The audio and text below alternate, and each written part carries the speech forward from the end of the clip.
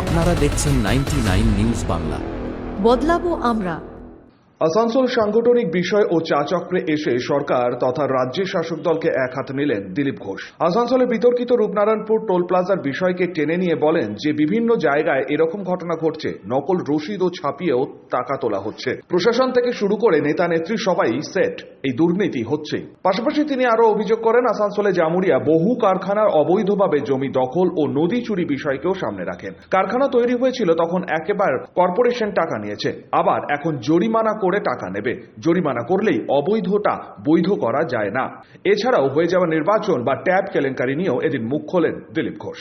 কোন যোজনাতে দুর্নীতি নেই? আবাস আছে, শৌচালয় আছে, নতুন শুরু হয়েছে ট্যাব,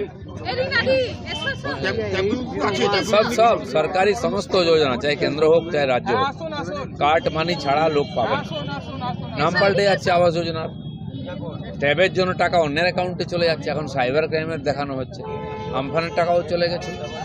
এই যে লুট, সরকারি টাকা লুটের কম্পিটিশন চলছে। সরকারের লোকেরা, পার্টির লোকেরা লুট করে খাচ্ছে, সাধারণ মানুষ বঞ্চিত হচ্ছে। নরেন্দ্র মোদী হাজার হাজার কোটি টাকা পাঠাচ্ছেন, গায়েব হয়ে যাচ্ছে, আর সরকারের ঋণ বেড়েই যাচ্ছে কোথায় টাকা? যেখানে সেখানে টোল প্লাজা বসিয়ে টোল ট্যাক্স জোর করে আদায় করা হচ্ছে, লুটের রাজত্ব চলছে। এই সরকারের যে কটা দিন আছে লুট চলবে।